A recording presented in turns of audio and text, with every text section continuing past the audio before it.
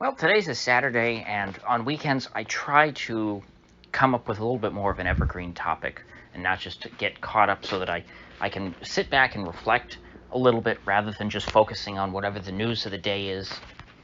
And so this week I thought that it'd be appropriate, since it is the first week of June, to talk about the state of the gay lobby, of Gay Parade Month, which used to be Gay Parade Week, which has evolved not only from a week to being a month, and including much more than just the gays, although, of course, the gays they form the core of the group, although they're not at the forefront anymore. They're no longer the vanguard.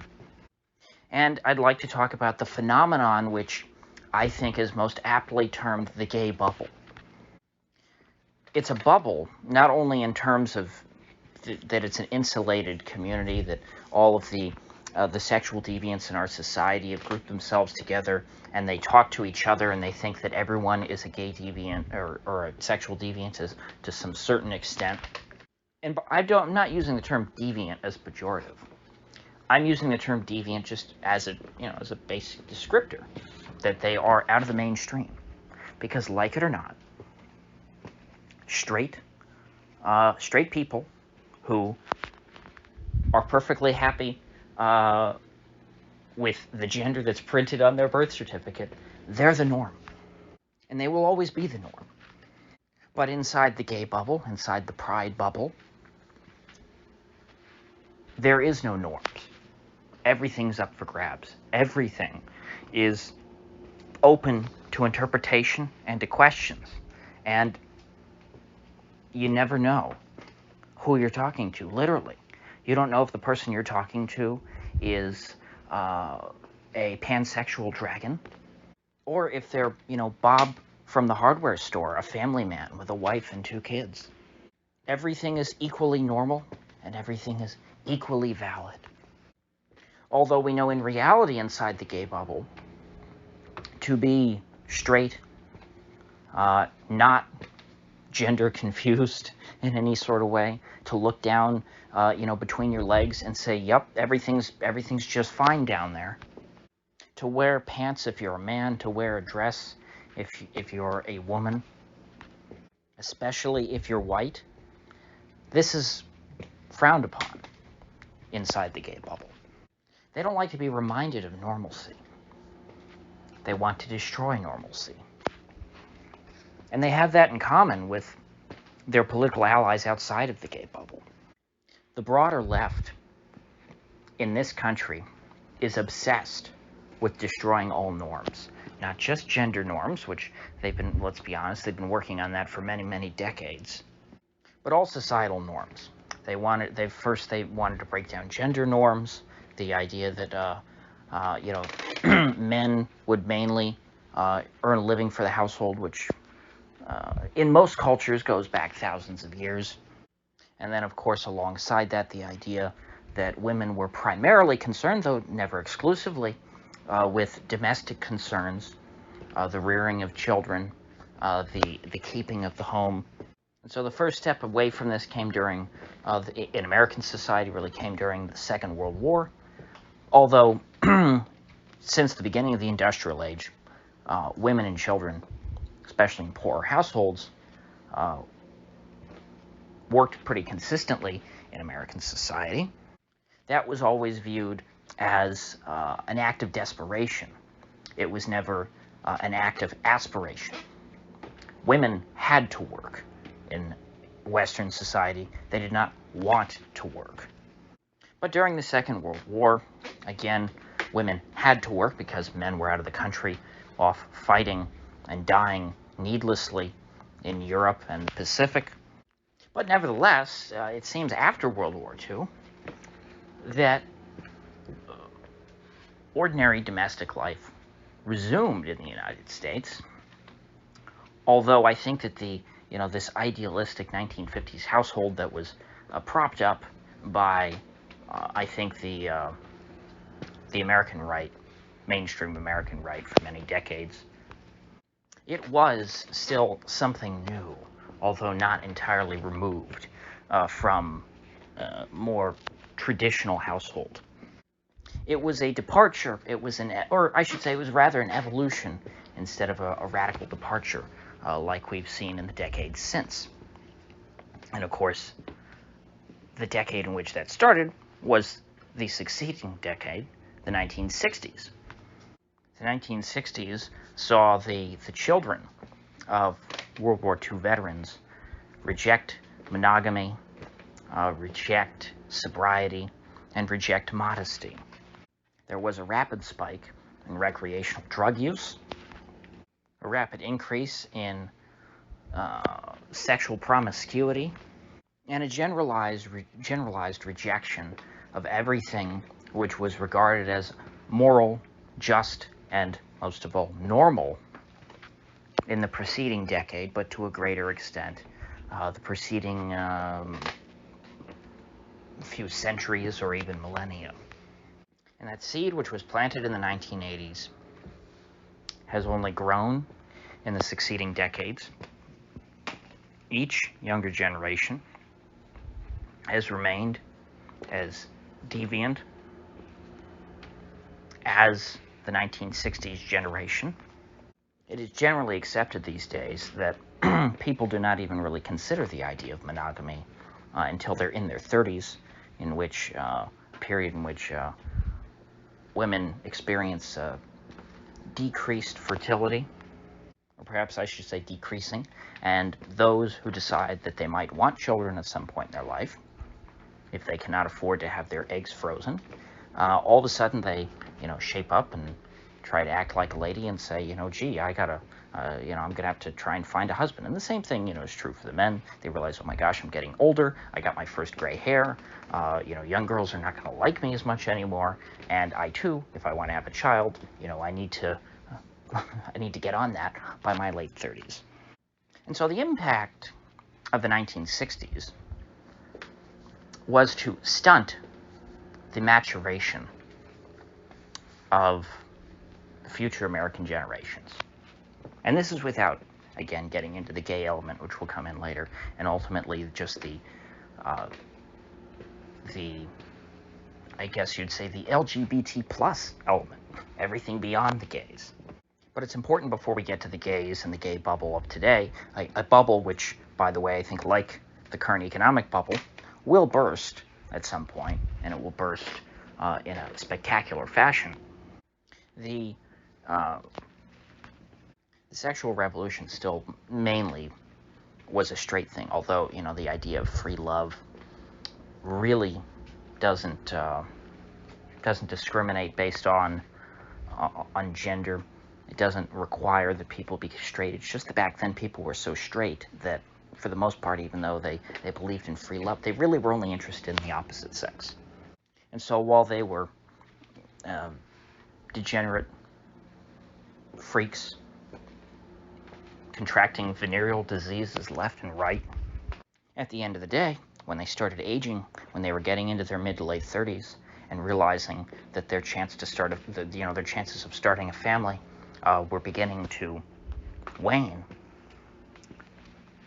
all they had to do was just clean up their acts, shave, and that goes for both the men and the women.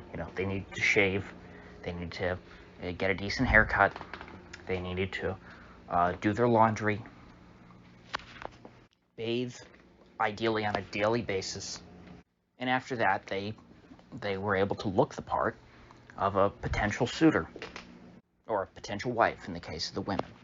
And so all that really happened was that after all that deviancy, people were just starting families 10 to 15 to 20 years later than they otherwise would have. I'm sure this had an effect on reproduction in this country. Birth rates certainly have declined in the decades since the sexual revolution, due largely to birth control, but also because of the reduction or the shortened period in which couples are married and fertile. The way things work these days, people really, by the time that they decide to clean up their act and, stop doing drugs, or perhaps do less drugs, and try to start a family, to the extent that there are still people who try and do that, they're just barely trying to get their act together so that they can squeeze out one kid. You know, they usually don't have time to try and get 2 or 3. Because, I mean, once there are no more eggs, you know, you're kind of not a great position. I mean, there are ways around that. You could have one, you know, you could buy one from another woman, or have like a surrogate mother or something like that. That's very, very expensive. And so most couples, if they make it to marriage at all, will only have the opportunity to produce a single child. And so this, as I see it, is the long-term legacy of the 1960s. And this was a necessary foundation for the greater expansion of sexual deviancy from just, you know, straight deviancy to, I wouldn't even, you know, again, the word gay does not encapsulate it. The entire cornucopia of deviancies, you know, which we're presented with on a daily basis, but most aggressively during the month of June. The way I see it, the 1960s began eroding social norms. I think everyone agrees with that. And as we began to normalize the deviancy of the 1960s, well, then all of a sudden the deviancy frontier kept pushing us further and further. Once we accepted, you know, straight people who were non-monogamous, who just slept around with anything that had a pulse, you know, who were, you know, doing lines of cocaine off of each other's bellies, engaging in primitive copulation with multiple people before even exchanging first names, let alone last names. Once it was accepted that you could get away with doing just about anything as a straight person, then what became the new deviancy? The new deviancy was homosexuality. And I think most people probably know a perfectly reasonable, functioning member of society who is a homosexual, who's capable of, you know, engaging in a healthy relationship with another person of the same sex. They certainly exist. It's not impossible. And so these people, you now have, once it was accepted that you could be the most degenerate straight person possible, it became very difficult for people to scoff their nose, and frankly, it would have, you know, it was hypocritical for these sick, degenerate straight people to scoff their nose at comparatively well put together homosexuals. I think that for the average American, if they looked, even maybe back in the 80s perhaps, if they compared a man or a woman who had a different partner in their bed every week or every day, and they compared that to a homosexual who had one partner for 10 to 20 years, I think that the average American would probably see the homosexual as less deviant. And thus, homosexuality was normalized. And it seems that once that was achieved, and that was during my lifetime, it seems that there was a floodgate open, and people were out searching to find the new frontier. Was the new frontier bisexuality? Was the new frontier pansexuality? I think the answer was no, because those people just seemed like the regular old degenerates from the 1960s that people have already been desensitized to. People who will engage in sexual relations with any other person who has a pulse. It's nothing new. Nymphomaniacs have existed on this planet and in this country for a very long time. So that's why transsexuals, although now termed transgenders, became the new hotness. They became the new frontier, which everyone had to learn to accept. Because by that point, it became clear that there was this trend. First, the non-monogamous, drug-addicted, straight people of the 1960s were accepted. Next, the homosexuals were accepted. And so the trans lobby, which exists, I think, independently of the homosexuals, though the lobby itself is one. I think that they're part and parcel of the gay lobby. Homosexuals in this country, to me, I don't think are joined at the hip with the transsexuals. They realized that after gay marriage, this was their opportunity to start pushing themselves, and that the trends in the past showed that if they just pushed hard enough for long enough, they would be normalized. And lo and behold, come June, every year now, corporate America bows their head at the altar, yes, of so-called Pride Month, but it's become Transgender Month. And I think that the problem that the transgenders had from the outset with trying to normalize their deviancy is that they were always too few. There's just only so many people who want to see their bodies mutilated, who are so unhappy in their own skin that they want to cut their hair or grow their hair out, change their name, take injections of hormones for the rest of their lives, just to bring them closer to a biological ideal which they can never truly grasp onto. I do think that there are people like that who exist, and traditionally I sympathized with them. But the tack that they've taken, it seems, in trying to normalize themselves is expand the definition of their own condition in order to try and rope in people who otherwise would have been normal,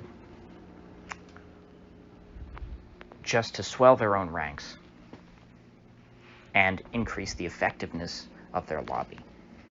But when it comes to something as drastic as medical mutilation and lifelong injections, just so that you can try and get closer to some ideal which you will never attain, that's really difficult. That's a really tough life. I mean, that's why I believe the post-op, as they call it, suicide rate is something like 60%. It's because that's a really, really dark path. And it's not something that I would wish on anybody. But the gay lobby, funded by corporate America, aided and abetted by them, has been trying to suck young people from my generation down that path. And largely, they've failed. It's very tough, I think, to persuade someone who doesn't already have this problem to want to go the full transsexual route. And that's why they've had to move the goalpost.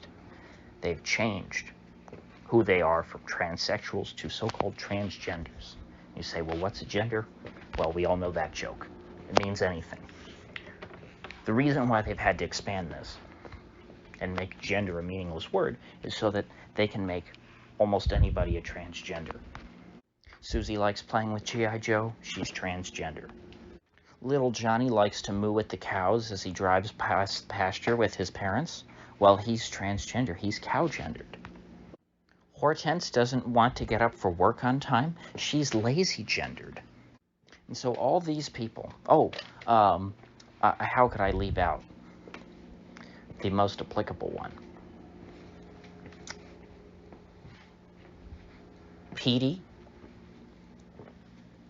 can't grow a beard. Petey is a manlet. Petey doesn't have much muscles to flex. Petey doesn't feel like a real man, but he's also definitely not a girl and doesn't want to wear a dress and doesn't want to, take it. Well, guess what? Little Petey is non-binary because he's not a real man, but he's also not a girl. All these people now get lumped into the same category as Renee Richards. Does that make any sense to you? Do you really think that all these people fit into the same category as someone who had their genitalia cut up and turned into something unrecognizable? No, this is just a complete revolution of social norms. These are not people who want to abide by the norms of the opposite sex.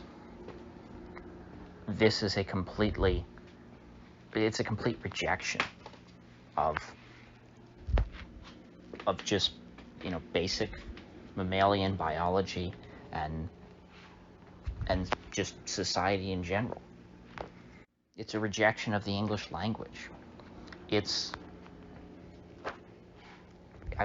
indescribable what they're building. And at the end of the day, it all pretty much means nothing. And that's why at this point, I think that this has turned into a big gay bubble. Not just an insular bubble where all the sexual deviants congregate and tell each other that they're normal. It's a bubble in that this is an extremely fragile worldview. I mean, heck, I haven't seen the What is a Woman documentary because I'm not into paywalls. But this is not going to be very hard to crack, especially considering that most of these kids my age, they're not at all what a person, well, I shouldn't even say my age. I mean, because really these are the younger Gen Z kids. Because when I went through school, guess what? I didn't know a single tranny. And I went to a pretty big high school. Yet there were not one of these people around back in 2015, 2016, 2014. This is a brand new phenomenon. And these kids who have latched onto it, let's just say that they're not going to be committed for life. They might be screwed up for life, sure, just like the kids back in the 1960s. But I think that this imagination of new social norms, the redefinition of the English language, I don't see how it holds up. I don't see how you can continually have new generations of this, because it's not like the sexual deviancy of the 1960s, that eventually all it is people get older and they say, you know what, I think I want to have a more traditional family life, so I'm going to stop being a deviant. That did not shatter their worldview so much. When these kids who are supposedly being brought into the LGBTQIAA whatever plus two-spirit fold, they're being taught a whole ideology that is a complete rejection of normal family life. And so either they will reject it completely and become a normal person, or they will not. They will remain who they are, crazy for the rest of their lives, and they will ultimately die out. But the people who will go on to raise families and have kids either will have never adopted this ideology to begin with, or they will have been converted away from it. Because you see, the 1960s free love, the recreational drug use, that's not really an ideology. That's just people who have loose morals. That's just people who don't care until all of a sudden they do care. But these young people who are being brought into the tranny fold, they don't see themselves as having loose morals. They are, at their core, they're school marms. They're very concerned that everyone follows, their set of moral rules as outlined by the new hotness. These are not people who are rebelling or breaking rules. They're trying to follow a different set of rules. A set of rules which is extremely contradictory and illogical. These people reject the rules of the old society. They have their own rules now. So this is very different from the 1960s. In the 1960s, people prided themselves on being rule breakers. You know, punk rockers into the 1970s would wear swastika t-shirts. Why do you think they were wearing swastika t-shirts? First of all, something that young people today would, I mean, they would lose their shit over. They'd cry. They'd, they'd wet their pants if they saw a punk rocker wearing a swastika t-shirt. Why do you think those punk rockers wore those shirts? It's because their dads were in World War II and killed Nazis, and they were rebelling against their dad by wearing a Nazi shirt. They understood perfectly well Nazis were bad. They just wanted to break the rules. I mean, kids always want to break rules. And I think that that's at the heart of the energy amongst the younger Gen Z folks towards the gay agenda. They think that they're breaking the rules, or I think that subconsciously they think they're breaking the rules, but in their head, they are following the new rules, the just rules. And that's why I think this is a bubble, because they're trying to completely reorder the rules of society. The 1960s didn't do that. The 1960s tried to break the rules of society, but they didn't try to rewrite them. All of the baby boomers, remember, I forgot to talk about it. That's who I was talking about. All these people who were breaking rules, who were having these drug-fueled orgies, who were sleeping with a different person every night, those kids grew up to be the boomers. And you look at a boomer today, you tell me, does that sound like them? No. They outgrew it. That's what happened. They never rejected the rules of society. They suspended them. And that's ultimately what made the sexual revolution sustainable. It was the idea that, yeah, I can go on a, demonic terror spree for a few years after I turn 18, or back then they were probably younger when they started. I mean, the 1960s really were sick. I mean, I think most of those kids probably started around 14 as soon as they hit puberty. Bam. Drugs, sex, and rock and roll. The three evils of American society. At least they used to be. And so I feel like all of this is reaching a critical mass. It's not too crazy yet, I think, so much that it implodes on itself, but it will eventually. I mean, these people always turn on each other. And ultimately, they're nuts. So I don't think we really have anything to fear from them. Although one thing that still vexes me, maybe it's because I don't know anybody personally who's like this, who's fallen for all this stuff, how you should talk to them, how you kind of, wake them up from this. Because they're obviously not working on a logical level to begin with, so they can't be reasoned with. So how to actually break someone out of this, that is something I'd have to think more about. But like I said, at the end of the day, either they wake up and they reject everything that was. They have convert zeal. Or they stick with this forever and hopefully don't reproduce. I mean, because of how crazy some of this stuff is, technically, under their new rules, I mean, you could have a what is a straight couple that is included under this umbrella, because, well, the one of them might identify as the opposite sex, and then they would be a gay trans couple, and so they could potentially procreate. I hope that doesn't happen, because then you might end up with multiple generations of this. But then perhaps the children of those people will ultimately rebel when they see what is an otherwise normal society. The best thing that can be done, though, is for good, normal people not only to have children, but to raise them and to make sure that they don't end up nuts. Because the children of very normal people turn into these psychopaths because their parents just don't really raise them. They let the media raise them. They let the school raise them. They let corporate America raise them. And you see what corporate America is raising your children into. You see what the Walt Disney Corporation is raising your children into. So I don't want to go really much over 30 minutes, but those are my basic thoughts on how we got here and where we're going. I don't think that this will be a satisfying conclusion for most people. I don't have all the answers yet, but that's as far as I've thought through, the Gay Pride Month. I could have talked more about this being a corporate op and how this is being forced on your children and things like that, but I think most of you get that at this point. You've heard it from elsewhere. So with that said, I will see you folks back here tomorrow.